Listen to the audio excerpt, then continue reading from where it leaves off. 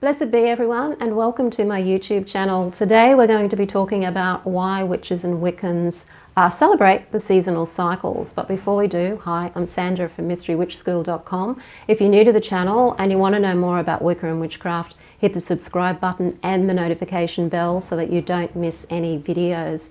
And if you are interested in any witchy merchandise like this t-shirt here or mugs, take a look at the Mystical Witch store. The link to that is in the description field below this video. So Wiccans and witches and other pagans celebrate the seasonal cycles. We call them the Wheel of the Year, and each celebration is called a Sabbat. And what we're doing when we're celebrating the seasonal cycles is we're celebrating nature. And we're celebrating nature because we want to connect with nature. We want to connect. We are beings that want to connect. It's one of the reasons why people are attracted to magical paths and to spiritual paths. It's because we feel disconnected. We live in a very disconnected world. Humans are very, very focused on self. We're very focused on being safe in the world, and that actually creates disconnection from others because we don't trust. We're too scared to trust. So we're looking for connection. So when we are connecting with the seasonal cycles and celebrating the Sabbats, we're connecting with the earth. And when we connect with nature and with the earth, we understand more about ourselves because we are part of the earth. And we also have seasonal cycles within ourselves and within our lives as well. And understanding that and seeing that in nature lets us know that we're not alone with these cycles in our lives. Nature also teaches us about the principle of polarity, that there are extremes in nature. We have extreme heat, we have extreme cold, we have extreme light, we can have extreme dark. We have night and we have day. And we have these extremes within ourselves. And what we understand with nature is that she never spends too much time in extremes. She's always moving and flowing between these poles. She's never stuck in one extreme or the other, like we humans tend to be. We're very polar creatures. We tend to go to extremes and we get stuck there, and then we wonder why we're not happy. It's because we're not flowing. We're not going through those cycles the same way that the earth is going through the cycles, or nature is going through these cycles. So you'll notice that throughout the year, you've got that really harsh, cold, retreating time of winter at the winter solstice. And then you move through the year and you start to come out.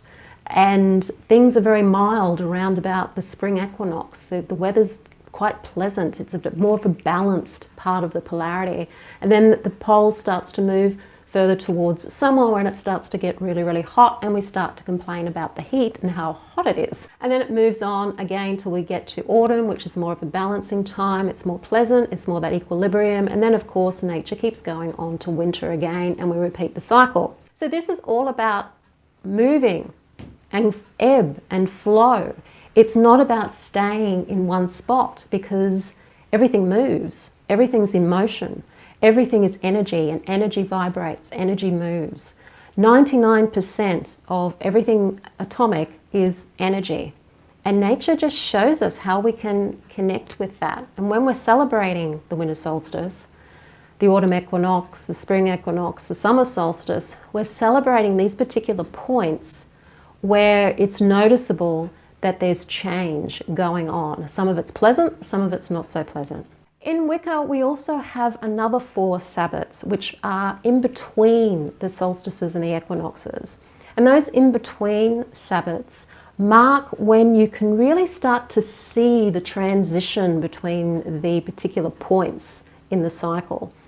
So between winter and spring, there is Imbolc. And at that time, we start to see that spring is starting to stir. In some places, the ice or the snow may be starting to melt. We may start to see budding of some plants. You may start to see some evidence that the season is starting to transition from that bitter cold to a more pleasant climate. And that happens in our lives as well. We have transitions in our daily life. We can go through a whole seasonal cycle in one day emotionally in our lives, depending on what's going on in it. We can go through seasonal cycles ourselves where we have times where we're really productive and we're really in the summer of our energy, and then we have times where we're completely the opposite, where we want to retreat and we want to hibernate and we want to rest, and we're in that sort of winter time. And when we understand nature, we can also understand ourselves, that we too are the same, and so we can understand we don't have to push ourselves when we're wanting to retreat and not be in summer mode. That we don't have to constantly be out there in the world and bright and shiny sunshine all of the time, because nature isn't like that all of the time. It allows us to be more human and allows us to be more natural in the way that we live our lives. Nature also helps us understand that she's a bigger force than we are. We're just drops in the ocean. We come and go, come and go, come and go. But nature is a big force that is always there, and it's much more powerful than we are. We humans like to think that we're more powerful than nature, trying to dominate nature, but nature is always the one that ends up winning in the end, and always will, because the force of nature energetically is much bigger than the force of humanity. So by understanding the cycles and tuning into that energy, we can also tune into that understanding of the way nature works. Celebrating the cycles also helps us to tune in to the way that energy ebbs and flows around the place. So energy doesn't die off, it's always constant, it's always there. But you'll find there's times when you personally have more energy than at other times.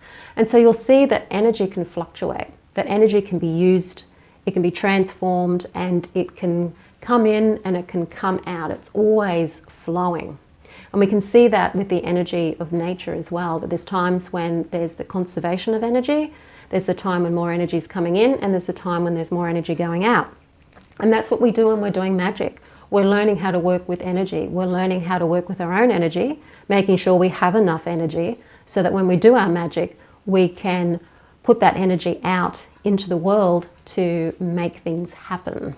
We learn about our own cycles of birth and maturity and our prime of our life, and also the dying aspect of our lives as well. And when we see these things constantly happening in nature, we see that nature is always recycling, that there's a transformation that's always happening in nature, that life continues. It's not the same life, but it's still moving through and doing something. So when an animal dies and their body is being consumed by the earth or by other animals, it's a continuation of life in some way. It's a continuation of matter. It's a continuation of energy.